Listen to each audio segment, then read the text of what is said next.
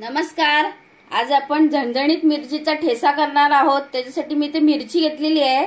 ही मिरची जास्त तिखट नसते, मीडियम असते. तुम्हाला तिखट पाहिजे तर तिखट घेऊ शकता तुम्ही. मी ते शेंगदाणे भाजून सोलून घेतलेले आहेत. लसूण घेतलेली आहे, थोडी अर्धी सोलून घेतली, अर्धी साली सकट घेतली, जिरं घेतलंय, मीठ घेतलंय. इथे लोखंडाचा तवा तापत ठेवलेला आहे. मी तुम्हाला लोखंडाच्या तव्यामध्ये ठेसा करून दाखवणार आहे. लोखंडाच्या तव्यामध्ये खूप टेस्टी होतो ठेसा. आपल्याला मिरच्या आता अशाच भाजून घ्यायच्या आहेत. गॅसची फ्लेम थोडी पहिली हाय ठेवायची, नंतर मिरच्या भाजत गेल्या ती कमी करायची. मी आता मिरच्या मस्त भाजून घेते याच्यावरती तव्यावरती. मिरची कशी मस्त भाजलेली अशी भाजून घ्यायची. मी तेल वगैरे त्याच्यात काहीच नाही घेतलंय. जवळजवळ 10 मिनिटं मी मिरची मस्त भाजून घेतलीये मंद आचेवरती.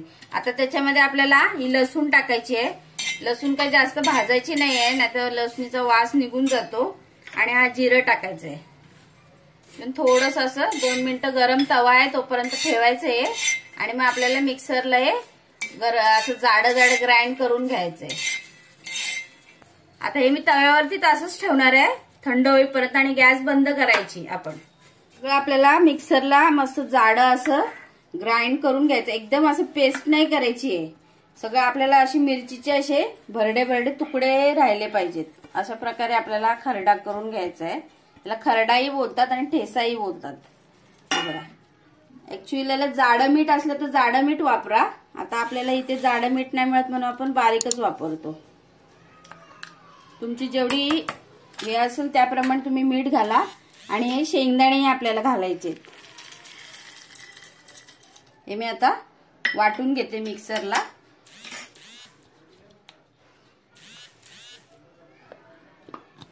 हे बघा मी मिक्सरला असं ग्राइंड करून घेतलेलं आहे. आपल्याला एकदम बारीक नाही करायचं आहे. हे बघा असं थोडं थांबून मिक्सर उलट्या दिशेने फिरून असं 2-4 वेळा करून घ्यायचं की असं होतं. आता आपल्याला त्याला फ्राय करायचं आहे. मी ते तव्यावरतीच लोखंडाचे मी फ्राय करणार आहे. मी त्याच्यामध्ये आता तेल घालते 1 पळी. पण आपण आता तेलाचा वापर कुठेच केलेला नाहीये.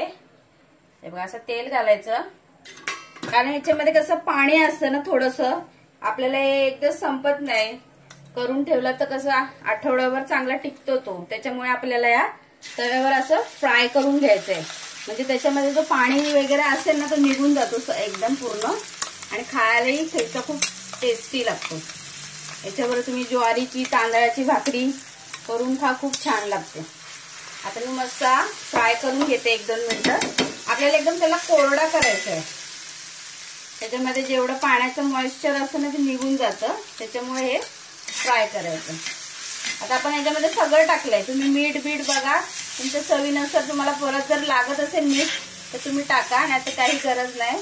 आता मी आता 2 मिनिटं मस्त फ्राय करते सुक्क होईपर्यंत ते एकदम. बघा आता कसं सुक्क होत चाललंय. एकदम असं सुक्क करून घ्यायचं. आणि मग आपला हा कसाही आठवड्याभर मस्त टिकतो. तुम्ही कशाबरोबर भाजी वगैरे नसली तरी पटकन घ्यायचं आणि खायचं. खूप छान लागते भाकरी आणि टेस्टी पण खूप. तुम्हाला हवं तर तुम्ही लिंबू पण पिळू शकता याच्यामध्ये. बघा आता आपला ठेचा तयार झालेला आहे. मी 2 मिनिटात तवा गरम आहे म्हणून तसंच ठेवते तव्यामध्ये. बघा ठेचा आपला तयार झालेला आहे. आता जर माझ्या रेसिपीज तुम्हाला आवडत असतील तर लाईक करा, शेअर करा, कमेंट करा. थँक्यू.